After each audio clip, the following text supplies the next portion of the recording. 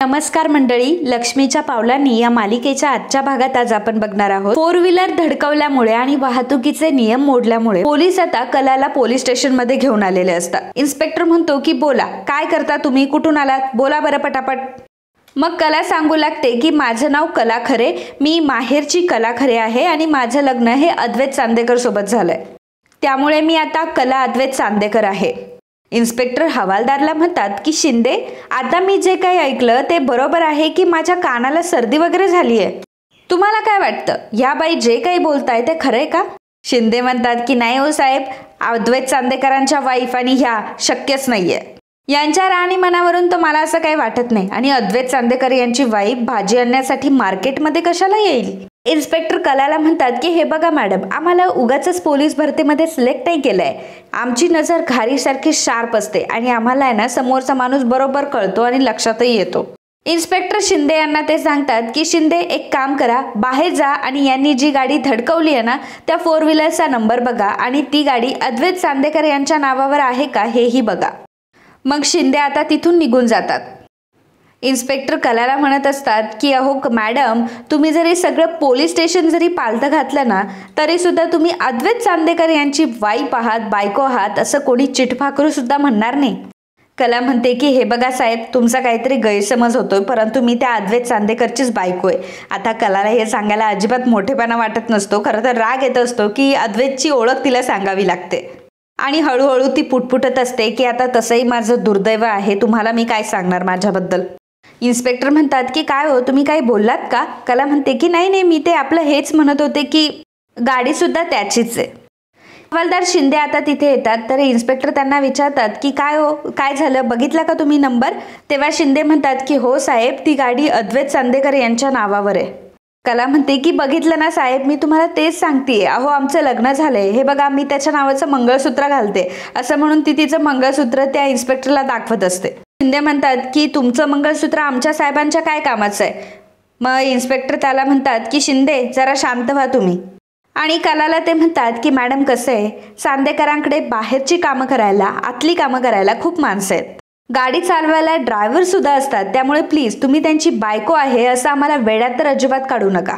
तुम्ही ही गोष्ट बऱ्या बोलाने कबूल करा की तुम्ही गाडी चोरी केली आहे आणि तुम्ही चोर आहात ते।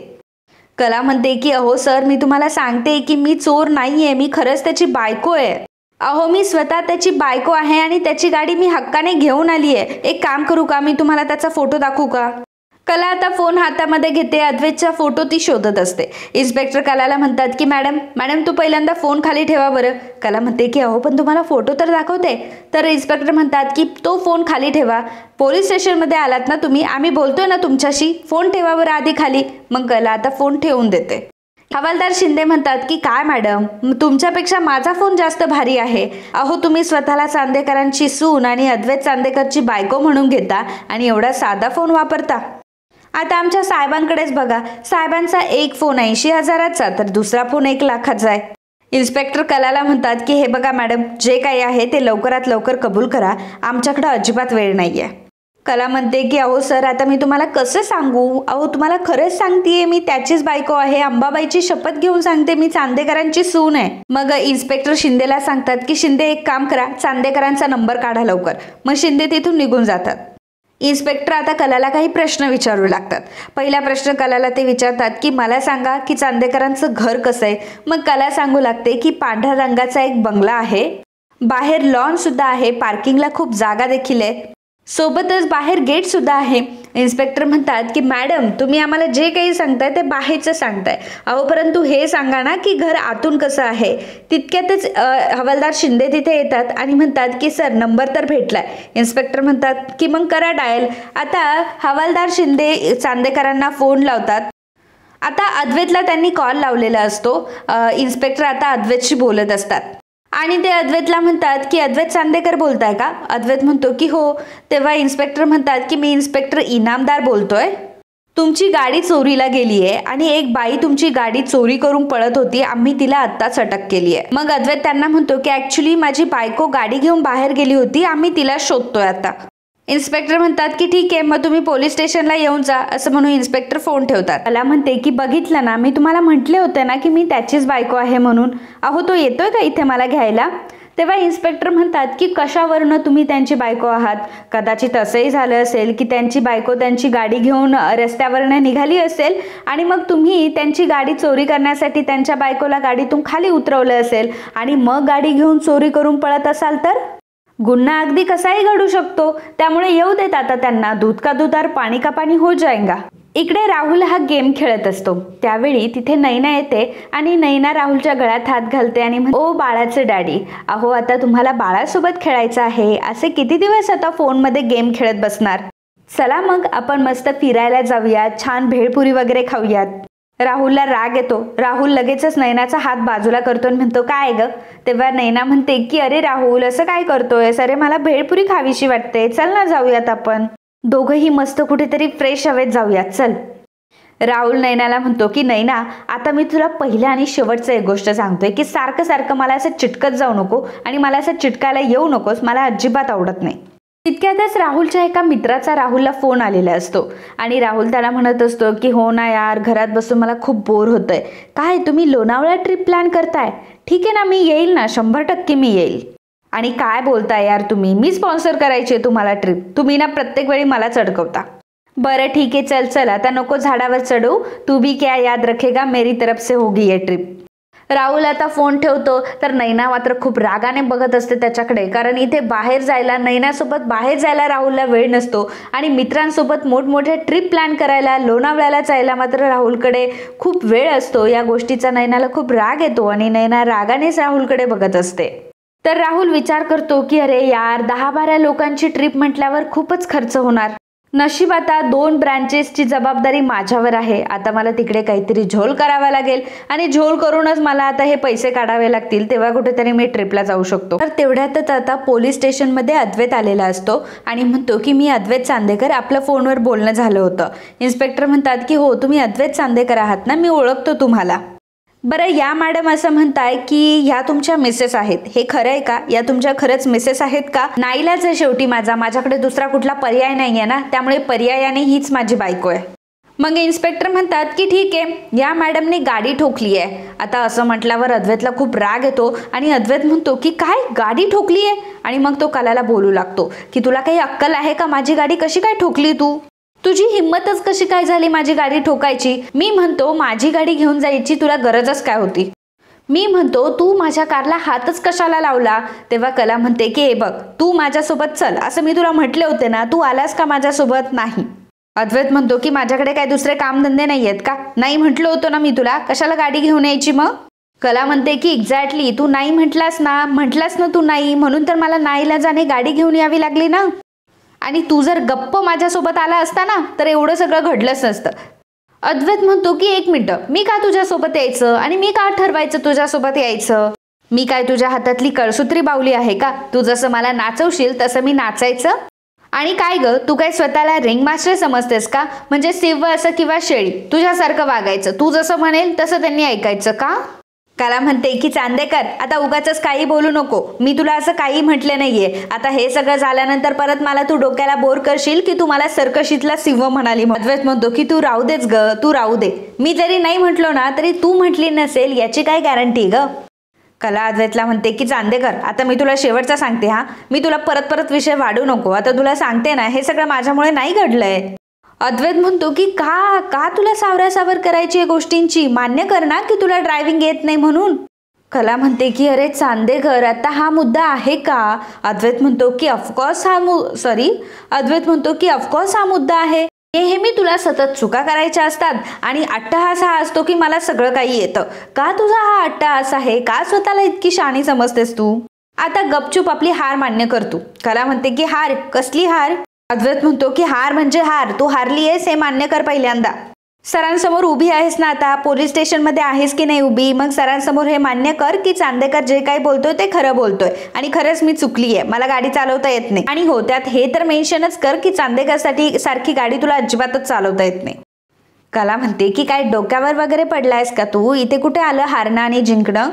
अद्वैत म्हणतो की असं कसं, मला तर मोठा चान्सच मिळालाय. कला म्हणते की हा अद्वैत, तुझा एकच चान्स मिळालाय ना, तुला पहिल्यांदा कळलंय, तुला पहिल्यांदा खरेला एखादी गोष्ट येत नाही आणि तिने केली आहे, मग तुला काय ऑप्शनच भेटला आता. पण एक ॲक्सिडेंट झालाय याबद्दल तुला काहीच वाटत नाहीये का? हो, मी मान्य केलं का की मला गाडी येत नाहीये, आणि मग मी एवढं मान्य केल्यावर तुझं सॅटिस्फॅक्शन झालं, मग तू जिंकलास. आणि तसंही देवाने तुझ्यामध्ये माफी मागण्याचं मेकॅनिझम काही बनवलेलंच नाहीये. आणि तसंही तुला नाही आहे ग तुझ्या मेंदूमध्ये तो ॲक्सेप्ट करून टाक. आता कलाचं आणि अद्वैतचं हे जे बोलणं सुरू असतं ते एवढं चाललेलं असतं पोलीस स्टेशनमध्ये की सगळेजण त्या दोघांकडे बघत असतात. स्वतः इन्स्पेक्टरसुद्धा त्या दोघांचं भांडणं बघत असतात. तर सोहम तर डोक्यालाच हात लावतो की यांचं नक्की काय चाललंय आणि हे कुठे भांडता, यांना काही कळतंय की नाही. आजूबाजूचे लोकसुद्धा आता बाहेरून बघायला आलेले असतात कला आणि अद्वैतची भांडणं चालू आहेत म्हणून. आणि कला आणि अद्वैतला मात्र याचं काहीच पडलेलं नसतं. त्यांना फक्त त्यांची भांडणं इम्पॉर्टंट असतात. त्या दोघांना फक्त त्यांचे मुद्दे एकमेकांना पटवून द्यायचे असतात, मुद्दे एकमेकांना सांगायचे असतात की मी तुझ्यापेक्षा किती ग्रेटर आहे, मी तुझ्यापेक्षा किती बेटर आहे. या दोघांचं त्यांची बाचाबाची सुरू असते. आजूबाजूचे सगळेजण आपला तमाशा बघताय ही गोष्ट मात्र दोघांनाही कळत नसते.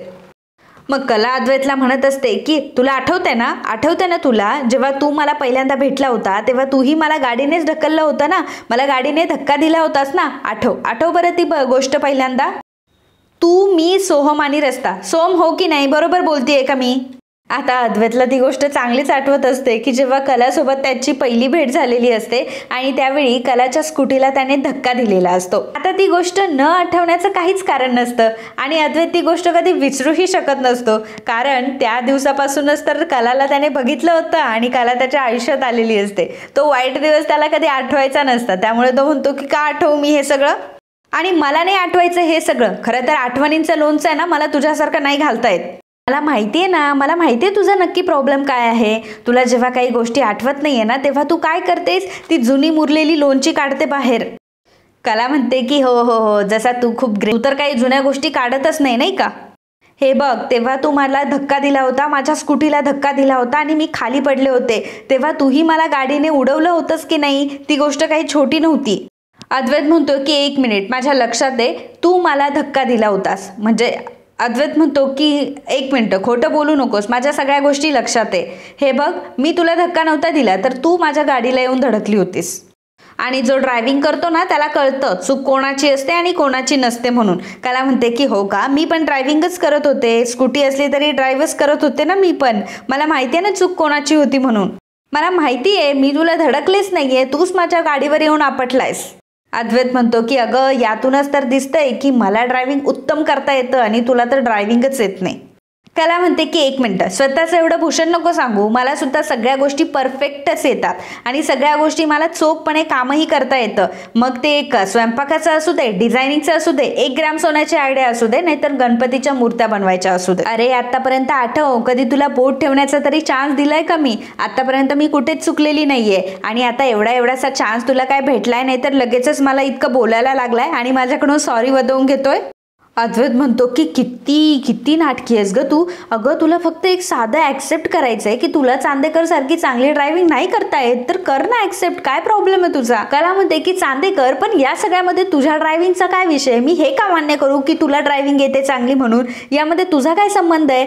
मी एवढं मान्य करते, मला ड्रायव्हिंग येते, परंतु इतके दिवस झाले मी प्रॅक्टिस नाही केली, मी गाडीत नाही बसले, त्यामुळे मी कदाचित विसरली असेल. अद्वैत म्हणतो की असं कसं, तूच तर मला म्हणाली होतीस ना की तुला ड्रायव्हिंग येतं म्हणून, मग असं कसं काय झालं. माझी गाडी घेतलीस आणि ठोकून दिलीस, आज तर सर्व्हिसिंग करून आणली होती ना मी. हे बघ खरे, आता लवकरात लवकर हा विषय संपव आणि मान्य कर की तुला गाडी येत नाही आणि मलाच चांगली गाडी चालवता येते म्हणून. कला म्हणते की मी मान्य करणारच नाही, आणि विषय मी का संपवायचा आहे, विषय मी सुरू केलाच नाहीये, विषय तू सुरू केलायस, त्यामुळे तूच संपव. अद्वैत म्हणतो की असं कसं, गाडी तर तू ठोकलीयस ना, मग तू जिंकलीयस की हरलीयस, कोण सांगेल, सांग बघू कोण जिंकलं आणि कोण हरलं. आता अद्वैत मात्र पूर्णपणे विसरून गेलेला असतो की अरे तो पोलीस स्टेशनमध्ये आहे आणि पोलीस स्टेशनमधील प्रत्येक व्यक्ती त्याला ओळखतो. एक अद्वैत चांदेकर ग्रेट बिझनेसमॅन आहे आणि तरीसुद्धा अद्वैत एवढ्या छोट्या जिंकणं आणि हारण्यावरूनच्या गोष्टी करत असतो. सर्वजण बाकीचे बघत असतात की यांचे काय असे भांडणं चाललेत आणि एवढा काय आंतरराष्ट्रीय लेवलचा यांचा मुद्दा मुद्दा चाललाय की एवढे भांडतायत. बरं, भांडणं पण राहिले बाजूला. भांडणं हे असतात की कलाने गाडी ठोकलीये, यावरनं भांडायच्या ऐवजी कोण जिंकलं कोण हारलं, कोणाला गाडी चांगली चालवता येते आणि कोणाला गाडी चांगली चालवता येत नाही, यावरून या दोघांची भांडणं सुरू असतात. कला अद्वैतला पुढे म्हणत असते की मी तुला म्हटले होते ना माझ्यासोबत चल म्हणून, तू आलास का माझ्यासोबत? नाही आला ना, म्हणून मी निघून गेली. आणि यालाच म्हणतात जशास तसे, टिट फॉर टॅट. आता त्या दोघांची भांडणं इतकी वाढलेली असतात की शेवटी इन्स्पेक्टरच म्हणतात की अरे बाबांनो तुम्ही गप्प बसा. इन्स्पेक्टर त्या दोघांनाही म्हणतात की हे पोलीस स्टेशन आहे, तुमचं घर नाहीये. अगदी बाचाबाची करून तुम्ही सगळं पोलीस स्टेशन डोक्यावर घेतलंय. आत्ताच्या आत्ता इथून निघा बरं, तुम्ही निघा इथून, असं म्हटल्यावर अद्वैत म्हणतो की सॉरी. कलाही सॉरी म्हणते. मग अद्वैत म्हणतो की आता मी बोलतोय ना, तुला बोलायची काय गरज आहे? कला म्हणते की अच्छा, मी पण माझ्या चुकीसाठी मी पण सॉरी म्हणू शकते ना, तुला काय वाटलं मी काय चांदेकर आहे का असं नाकावर माज घेऊन फिरायला? अद्वैत म्हणतो की नाकावर माज नसतो, नाकावर राग असतो. आणि हां, तू काय म्हटलीस की माझ्या चुकीमुळे, याचा अर्थ तुला मान्य आहे ना तुझी चूक? तर इन्स्पेक्टर आता त्या दोघांना म्हणतात की अरे बाबांनो तुम्ही गप्प बसा. आता तुम्ही इथून निघताय की तुम्ही पोलीस स्टेशनमध्ये गोंधळ घातलाय म्हणून तुमच्यावर आरोप करू? सोहम म्हणतो की नाही नाही इन्स्पेक्टर साहेब प्लीज असं करू नका. दादा बहिणी तुम्ही पहिल्यांदा बाहेर चला बरं. कला अद्वैत सोहम आता पोलीस स्टेशनच्या बाहेर येतात. तर इन्स्पेक्टर आता स्वतः डोक्याला हात लावून बसलेले असतात, कारण इन्स्पेक्टरच्या डोक्याचे आता दहीभात झालेला असतो, एवढं त्यांचं डोकं त्यांनी दोघांनी पिकवून ठेवलेलं असतं. आता पोलीस स्टेशनच्या बाहेर आल्यानंतर सोहम अद्वैत आणि कलाला म्हणतो की बरं दादा बहिणी मी बाईकने जातो, तुम्ही या मागे कारने. अद्वैत कलाला म्हणतात की बघ बघ तुला सुद्धा ते लोक इतके वैतागले की तुला निघच म्हटले डायरेक्टली, जसं की अद्वैतला म्हटलेलेच नसतात. आणि मग कला अद्वैतला गाडीची चावी दाखवते आणि म्हणते की आता गाडी तू चालवणार आहेस की पुन्हा मी चालवू गाडी? मग कला कुठे कमी असते, अद्वैतला पुढे म्हणते की बघ चांदेकर, शेवटी तुला मला सोडवायला यावंच लागलं. मग आता तूच ठरव की कोण हरलं, तू हरला की मी हारले, की तू जिंकला की मी जिंकले. अद्वैत रागानेच कलाकडे बघत असतो आणि एवढं सगळं करून सुद्धा त्याला असं वाटत असतं की नाही खरोखर तो हारलाय, कारण तो इतकं कलाला बोललेला असतो की मी मार्केटमध्ये काही तुला सोडवायला येणार नाही. परंतु एवढं सगळं झाल्यानंतर एंड मात्र हाच असतो की अद्वैतच कलाला सोडवतो. कलाला तो म्हणत असतो की पाय नीट ठेव, सीटवरती नको ठेवूस पाय. कला म्हणते की गप्प बस, एवढे इन्स्ट्रक्शन द्यायची काही गरज नाहीये आणि तसं पण आपण घरापर्यंत पोहोचलोय. आता कला खाली उतरायला लागते तर अद्वैत म्हणतो की हां आणि ते दार जरा नीट उघड, दरवाजा व्यवस्थित उघड, नाहीतर पुन्हा काहीतरी करून ठेवशील. कला म्हणते की चांदेकर दरवाजा कसा उघडायचा ना मला चांगलं माहिती आहे, आता उगाचच मला तेही सांगायची गरज नाहीये तुला. नाहीतर तू एक काम कर ना, गाडीत कसं बसायचं, काय करायचं, कशा पद्धतीने बसायचं याचा ना एक गाडीमध्ये सूचना फलक लाव तुझ्या. अद्वैत म्हणतो की काही गरज नाहीये त्याची, कारण मला गाडीमध्ये असं काही चिपकवायला नाही आवडत. आणि हो, माझ्या गाडीमध्ये प्रत्येक जण जो बसतो ना त्याला गाडीचे बेसिक रूल्स हे माहीत असतात. कला म्हणते की झालं का तुझं, उगाचच आता टोमणे मारू नकोस, तेवढी अक्कल मलाही आहे. अद्वैत म्हणतो की हो ना, तो तुझा प्रॉब्लेम आहे. प्रत्येक गोष्ट जेव्हा मी तुला सांगतो ना तेव्हा तुझ्या डोक्यातलं लाईटचं बटन ऑन होतं, तोपर्यंत तुझ्या डोक्यात तर काळोखच असतो. आता मी जोपर्यंत सांगत नाही तोपर्यंत तुला काही प्रकाश पडत नाही आणि तुला काही गोष्टी कळतही नाही. राहुल कोणाशी तरी बोलत असतो आणि तो म्हणत असतो की तुम्ही एकदा ट्राय करा ना परत. ट्रान्झॅक्शन फेल होत असतात, त्यामुळे राहुल आता नैनाला बळीचा बकरा बनवतो आणि नैनाला तो म्हणतो की नैना ऐक ना, चांदेकर ज्वेलर्सची जी दुसरी ब्रांच आहे ना जी मी सांभाळतो त्याचं पेमेंट मला येणार आहे. ते पेमेंट येणार आहे अगं, परंतु माझ्या अकाउंटवर ते ट्रान्सफर होत नाहीये, तर तुझ्या अकाउंटवर ट्रान्सफर केलं तर चालेल का, नंतर तू मला कॅश काढून देशील? नैना म्हणते की ठीक आहे ना, काही प्रॉब्लेम नाही, तू त्यांना सांग माझ्या अकाउंटवर ट्रान्सफर करायला. आता नैना पटकन हो म्हणून गेलेली असते. आता राहुल मात्र मनामध्ये म्हणत असतो की अरे अरे अरे किती मूर्ख असावं ना माणसाने, पैशाच्या व्यवहारामध्ये कोणावर विश्वास ठेवायचा नसतो, एवढी साधी अक्कल नाहीये हिला. एवढंही हिला कळत नाही की ऑनलाईन ट्रान्झॅक्शन करताना ते किती सावधपणे करायला पाहिजे. पण हिला मात्र काही पडलेलंच नाहीये. चला, ही मूर्ख आहे म्हणून माझा तरी फायदा होतोय. आता बघच मी तुला कसं अडकवतं ते. आबांच्या समोर तू त्या दिवशी मला अडकवलं होतं ना, आता हा चान्स माझा आहे. आता बघ मी तुला आबांच्या समोर कसं अडकवतो. नैना मनात विचार करत असते की चला, कधी नाही तर राहुल आपल्या अकाउंटवर पैसे ट्रान्सफर करून घेतोय, निदान त्यातलं अर्ध कमिशन तरी माझं होईल, अर्ध कमिशन तरी मला भेटेल, मला काहीतरी घेता तरी येईल. तर इकडे अद्वैत आणि कला अजूनही पार्किंग मध्येच असतात. येऊन त्यांना जमाना झालेला असतो तरी सुद्धा अजून पार्किंग मध्ये भांडणं करत बसलेले असतात. आता तो डोर नीट ओपन कर. कला म्हणते की हो सर, समजलं ना मला, समजलं. हे बघा बरं, मी अगदी शांतपणे अगदी दरवाजावर व्यवस्थित हात ठेवून तुमचा दरवाजा ओपन करते. मग कला आता गाडी बाहेर आणि जोराचा दरवाजा बंद करते आणि दरवाजाचा आवाजही होतो. तर कलाने हे मुद्दाम केलेलं असतो. अद्वैत कलाला म्हणतो की काय खरे, हे मुद्दाम केलंस ना? ही पद्धत आहे का गाडीचा दरवाजा बंद करण्याची? एवढा जोरात दरवाजा का बंद केलास तू? कला म्हणते की चांदेकर, हे बघ आता तू पलटतोयस हा. तू काय मला म्हटला होतास की हळूवार दरवाजा उघडायचा आहे, अगदी अलगद दरवाजा उघडायचा आहे. मग मी उघडला की दरवाजा. अरे पण काय झालं माहितीये का, मी गाडीच्या खाली उतरले आणि मग माझ्या डोक्यातलं लाईटचं बटनच ऑफ होऊन गेलं आणि मग काय, माझ्या डोक्यात पूर्णपणे काळोख झाला. मग मला आठवलंच नाही काय करायचंय ते. थांब, मी एक काम करते, मी पुन्हा गाडीमध्ये बसते आणि पुन्हा एकदा माझा लाईटचं बटन ऑन करून घेते, हल्लादपणे दरवाजा उघडते आणि हल्लादपणे बंदही करते. पण चांदेकर, तू तर मला फक्त दरवाजा कसा उघडायचा हे सांगितलं होतं, पण आता दरवाजा कसं बंद करायचं हे मला तू सांगितलंच नाही. मग माझ्या डोक्यातली लाईट कशी काय ऑन होणार?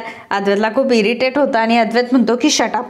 वायफाय नुसती बडबड बडबड बडबड करत असतेस. अगं, तू माझ्या गाडीची वाट लावायला निघाली होती आणि तरीही तुला हे बोलायला सुचतंय. नशीब काहीतरी मेजर ॲक्सिडेंट नाही झालाय. मेजर ॲक्सिडेंट काय असतो हे तरी कळतं का तुला? जरा तरी गांभीर्य आहे का या गोष्टीचं? तर कला मात्र गप्प बसते, कारण कलाच्या काकांचा ॲक्सिडेंट झालेला असतो. त्या गोष्टी तिला आठवत असतात. मग अद्वैत कलाला म्हणतो की का आता का गप्प बसलीस, बोल ना आता. हळूहळू माझ्या सगळ्या गोष्टींची तू वाट लावायला निघाली आहेस, असं म्हणून अद्वैत आता पुन्हा त्याच्या गाडीकडे जातो आणि गाडीला काही झालंय की नाही ते बघायला लागतो. तेव्हा कला म्हणते की ओ चांदेकर, घर काही तिकडे नाहीये, घर इकडे. तेव्हा अद्वैत म्हणतो की माहितीये मला तेवढं. माझी गाडी कुठे कुठे इंजर्ड करून ठेवली आहे ना ते बघतोय, तुझा काही भरोसाच नाहीये. कला म्हणते की कसं आहे माहिती का चांदेकर, तुला जरी वाटत असेल की मला डोकं फक्त देवाने केस वाढवायला दिलं असेल, तर मला केसांसोबत देवाने थोडी बुद्धीही दिली आहे. त्यामुळे गाडीत मला कसं बसायचंय, गाडीतून कसं उतरायचंय हे सांगण्याची अजिबात गरज नव्हती. अद्वैत म्हणतो की हो बरोबर आहे ना, तसंही तुझी बुद्धी फक्त मला फक्त त्रास देण्यामध्येच तर बिझी असते. अद्वैत म्हणतो की अजूनही तुला त्याच गोष्टीचं पडलंय. हे बघ, तू माझ्या गाडीला किती इंजर्ड करून ठेवलंय. मी म्हणतो तुला जर गाडी चालवताच येत नाहीये तर कशाला चालवायची, डोक्यावर वगैरे पडली आहेस का तू? कला म्हणते की अरे, मी जर डोक्यावर पडले असते तर माझ्या डोक्याला डेंट आला असता ना. अद्वैत म्हणतो माझी गाडी प्रीमियम सेगमेंटमध्ये येते, तुझ्या डोक्यासारखी टणक नाहीये ती. अगं, तू ज्या जागेवर पडशील ना त्या जागेला डेंट येईल, परंतु तुला काही होणार नाही कधी. कला म्हणते की खरं सांगू का चांदेकर, मला ना एक गोष्ट जाणवली की तुझ्यामध्ये काहीतरी फॉल्ट आहे. म्हणजे बघ ना, जेव्हा तू घरी असतो तेव्हा माझं घर, रूममध्ये असल्यावर माझी रूम, बेडवर असल्यावर माझा बेड आणि आता गाडीवर आहेस म्हटल्यावर माझी गाडी. काय आहे हे सगळं? अरे काहीतरी तरी नवीन बोल, मला आता कंटाळा आलाय माझं ऐकून. अद्वैत तिला म्हणतो की तुला काही कळतंय का, तुझ्यासोबत राहून मला किती कंटाळा आलाय, याचं तुला काही गांभीर्य आहे की नाही? आणि हो, माझं घर आहे, माझं म्हणेलच मी सगळ्या गोष्टीमध्ये, एकदा काय 1000 वेळा म्हणेल तुला. आणि काय प्रॉब्लेम काय आहे तुला या सगळ्या गोष्टींचा? काय तुला वाटलं नाही? तुला काय वाटलं मी काय तुला घाबरतो की काय? कला म्हणते की अरे, तू कुठे घाबरवतो कोणाला, तू समोरच्याला घाबरवशील. चांदेकर, अरे तू माझी काळजी करू नकोस. हे बघ, मला ऐकायची या सगळ्या गोष्टी सवय झाली आहे. माझं मी रोजच पाडे ऐकते, परंतु नवीन कोणाला माणसाला सांगशील ना त्याला इरिटेट होईल या सगळ्या गोष्टी. अद्वैत म्हणतो की एक्झॅक्टली हाच प्रॉब्लेम आहे माझा. मी काहीतरी बोलत असतो तेव्हा काहीतरी कारण असतं त्याच्या पाठीमागे. मी म्हणतो की जर तुला गाडीच चालवता येत नाहीये तर गाडीला हात लावण्याची हिंमत तरी कशी काय केलीस? कला म्हणते की 1 मिनिट चांदेकर, या सगळ्याची कारणं तुला माहिती आहे, त्यामुळे प्लीज काही बोलू नकोस, या सगळ्या गोष्टीला तूच जबाबदार आहेस. अद्वैत म्हणतो की झालं आता हे सुद्धा तू माझ्यावर ढकल, शेमलेस. आणि काय ग, खरे आडनाव आहे ना तुझं? अगं थोडं तरी आडनावाला जाग. मुळात काय आहे माहिती का, तुमच्यासारख्या लोकांना ना गाड्यांच्या किमतीच माहीत नाहीये, त्यामुळे तुम्ही असं वागता. कला म्हणते की एक्सक्यूज मी, तुमच्यासारखे लोक म्हणजे तू काय मला माझ्या परिस्थितीवरून चिडवतोय? अद्वैत म्हणतो की तुला तुझ्या परिस्थितीवरून चिडवत नाहीये मी म्हणतो की जर तुला गाडीचा अंदाज नाहीये, तुला गाडी चालवता येत नाहीये, तर तू गाडीला हातच कसं काय लावला? आणि तुला ही गोष्ट समजत होती ना, आपल्या या अति आगाऊपणामुळे कोणाची तरी गोष्ट डॅमेज होऊ शकते, कोणाची तरी गाडी इंजर्ड होऊ शकते. नेहमी तर स्वतःला सांगत असते, इतरांनाही सांगत फिरत असते की मला किती डोकं आहे. जर तुझं डोकं तुझ्याकडे आहे तर ते वापरायला हवं होतं मग तू. कला म्हणते की काय आहे माहितीये का चांदेकर, तुमच्यासारखी माणसं ना फक्त काचेसारखी जगतात आणि त्यामुळे ना काचेला लवकर तडाही जातो. अरे तुझ्या गाडीला एवढासा डेंट पडला, परंतु केवढा ओरडतोयस रे तू. तुझ्या या खोटारडेपणामुळे, खोटं वागण्यामुळे माझ्या मनाला जो डेंट पडलाय त्याचं काय करायचंय मी? अद्वैत कलाला म्हणतो की काय आता कुठला विषय कुठे नेतीयस, या सगळ्याचा इथे काय संबंध आहे? कला म्हणते की का संबंध नाहीये, संबंध आहे. तुमच्या काही वस्तूंना थोडंही काहीतरी झालं की तुम्ही ठाणाना करून बोंबलतात आणि जेव्हा दुसऱ्याच्या मनाचा तुम्ही काही उपयोग करून घेता, दुसऱ्याला कसंही फसवता, खोटं बोलता, तेव्हा मात्र तुम्हाला त्याचं काहीच वाटत नाही, नाही का? हे बघ, ज्या प्रकारे तुझ्या गाडीची किंमत काय आहे हे मला माहीत नाही ना, त्याचप्रमाणे माझ्या मनाची तू जी किंमत केली आहे ना ती तुलाही माहीत नाहीये आणि माझ्या मनाची किंमत तुला कधी कळणारही नाहीये, खोटा डाकुटचा, असं म्हणून कला तिथून निघून जाते. आता नेमकं तेवढ्यातच आबा आलेले असतात. बापरे, आता ही तर मला खोटाडा म्हणून गेली. खोटाडा हा शब्द आबांनी ऐकला तर नसेल ना? अद्वैत आबांकडेच बघत असतो. तेव्हा आबा अद्वैतला म्हणतात की काय रे अद्वैत, असा का बघतोयस तू माझ्याकडे? अरे गेली की तुझी बायको, आता तू इथे काय करतोयस? मग अद्वैत विचार करू लागतो की थँक गॉड आबांनी असं काही ऐकलं नाहीये, असं वाटत तर नाहीये. आणि मित्रांनो, आजचा हा भाग इथेच संपतो. पुढील भागात आपल्याला बघायला मिळणार आहे घरातले सर्वजण जमा झालेले असतात, हॉलमध्ये सर्वजण बसलेले असतात. तेव्हा सरोज म्हणते की काय झालंय, घरातल्या सगळ्यांना असं बोलावून घेतलंय, नक्की विषय काय आहे? आबा सांगतात की नवरात्र आणि आपल्या देवी आईचा उत्सव एकाच दिवशी आहे. या वर्षी माझी अशी इच्छा आहे की मागच्या वर्षीप्रमाणे याही वर्षी तू तुझ्या स्वतःच्या हाताने मूर्ती घडवावी. मग कला आता सर्वांसमोर म्हणते की गेल्या वर्षी जेव्हा चांदेकरांची मूर्ती मी घडवली होती तेव्हा तो माझ्यासाठी एक सन्मान होता, परंतु या वर्षी मात्र चांदेकरांची सून म्हणून एक मूर्तिकार म्हणत मी हे जे काम स्वीकारतीये हा माझा सगळ्यात मोठा बहुमान आहे. तर इकडे सोहम हा कलाशी बोलत असतो.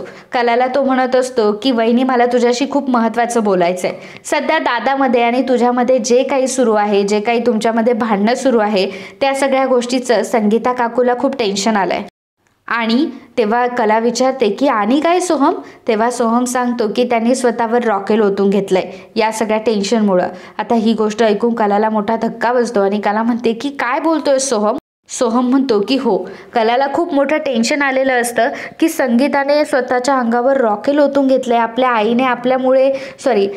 आईने फक्त आपल्यामुळे स्वतःला पेटवून घेण्याचा प्रयत्न केला, आत्महत्या करण्याचा प्रयत्न केला आणि आपली आई आपली किती काळजी करते हे कलाला कळलेलं असतं. सगळ्यात महत्त्वाचं म्हणजे जेव्हा आई आत्महत्या करण्याचा प्रयत्न करत होती ही गोष्ट ऐकूनच कला खूपच शॉक झालेली असते. तर मित्रांनो, आजच्या या भागाबद्दल तुम्हाला काय वाटलं, तुमचं काय मत होतं हे आम्हाला नक्कीच कळवा. And if you like my video please do subscribe, share and comment. Thank you.